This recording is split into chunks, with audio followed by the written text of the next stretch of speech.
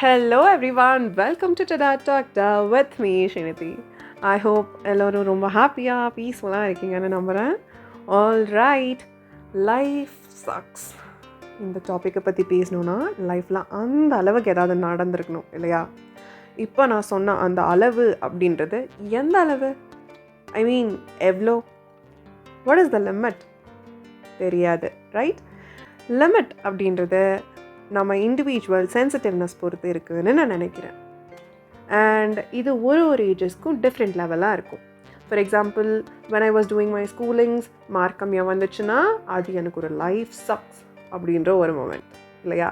அதே மாதிரி காலேஜில் வேறு மாதிரியாக இருக்கும், ஒர்க்கில் வேறு மாதிரியாக இருக்கும், அப்புறம் மேரேஜ், பார்ட்னர், சில்ட்ரன், இந்த மாதிரி until we survive இருந்துகிட்டே தான் இருக்கும். இதெல்லாம் ஏஜ் வைஸ் வருது. இது கொஞ்சம் காமன். ஆனால் நான் இப்போ சொல்ல வர்றது இண்டிவிஜுவல் சென்சிட்டிவ்னஸ். ஃபார் இன்ஸ்டன்ஸ், என்னைய வச்சே சொல்கிறேன். ஒரு கோட் படித்தேன் and it went like, life is simple, you just have to stop trying to figure it out. This quote sounds right at times, இல்லைன்னு சொல்லலை. But on the other hand, ஒரு விஷயத்தை figure out பண்ணாமல் என்னால் இருக்கவே முடியாது. It drains my energy completely.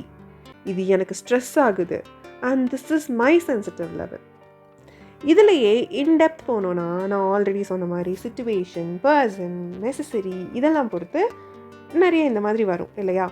But here I am trying to explain ஒரு காமனான ஒரு விஷயம். ஓகே, ஸோ இப்போ நான் என்ன சொல்ல வரேன்னா, யூ ஆர் நாட் அலோன். இது எப்படி ஃபைட் பண்ணலாம் அப்படின்னு எடுத்தால் கூட காமனாக எதுவுமே இருக்காது. It depends upon the individuals healing way. But I can help by giving you a general ideas. என்னன்னா, when it rains, it pours. இது கேள்விப்பட்டிருப்போம் இல்லையா? ஸோ ஒரு சர்டன் பீரியட் ஆஃப் டைம் நமக்கு கண்டினியூஸாக ஏதாவது ஒன்று வந்துட்டே இருக்கும். அப்போதான் இந்த லைஃப் சக்ஸ் அப்படின்ற தாட் அரவுஸ் ஆகும். am I right?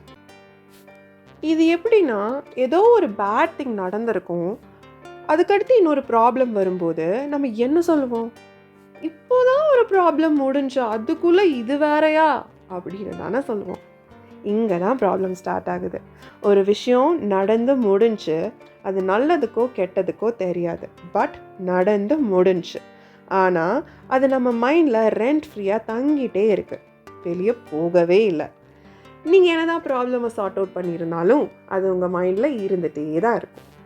ஸோ இப்படி நம்மளுக்கு வர ப்ராப்ளம்ஸ், ஆப்ஸ்டிக்கல்ஸ் எல்லாத்தையும் சேர்த்து வச்சு ஒரு மேக்னிஃபிஷியண்ட்டான கேஸில் நம்ம மைண்ட் உள்ளே பில்ட் பண்ணி வச்சுக்கிட்டே இருக்கு. Actually that's an haunting castle. அது பஸ்ட் அவுட் ஆகி வெளியில் தெரிகிற வரைக்கும் ஒரு சைல்டு எப்படி ஸ்டாண்டில் கேசல் கட்டுதோ அதோட இன்னசென்ஸோட, அதே மாதிரி நம்ம மைண்ட் இதை பில்ட் பண்ணிகிட்டே இருக்கும். இதே ப்ராப்ளம் தான் எனக்கும் இருக்குது. நான் என்ன பண்ணுவேன்னா, என்னோடய ப்ராப்ளம்ஸை நான் செயின் போட்டு வச்சுக்க மாட்டேன். எல்லாத்தையும் ஒட்டுக்க பார்த்தா தான் ஒரு பைல் மாதிரி தெரியும். ஆனால் அது பண்ண மாட்டேன் நான். இன்னும் சொல்லப்போனால், எனக்கு ஒரு ப்ராப்ளம் மேலே ஒரு ப்ராப்ளம் வந்தால், நல்ல வேலை இது வர்றதுக்கு முன்னாடி அது முடிஞ்சு அப்படின்னு தான் எடுப்பேன். இதனால் நடந்து முடிஞ்சதை என் மைண்டில் இருக்கவே இருக்காது. டு மீ, மைண்ட் ஒரு சைல்டு மாதிரி, ரொம்ப இன்னசென்ட். நம்ம என்ன சொன்னாலும் நம்பும். ஸோ நம்மளோட வேர்ட்ஸில் நம்ம ரொம்ப கேர்ஃபுல்லாக இருக்கணும். நீங்கள் சொல்கிற வார்த்தை தான் உங்களோட மைண்டுக்கு ஒரு வேத வாக்குன்னு கூட சொல்லலாம். லைக் வேதிக் வா, புரியும்னு நம்புகிறேன். And I wish you all the best ahead. And that's it for today. Thank you for listening to me. Take care. Tata bye bye. Until next time. See you all.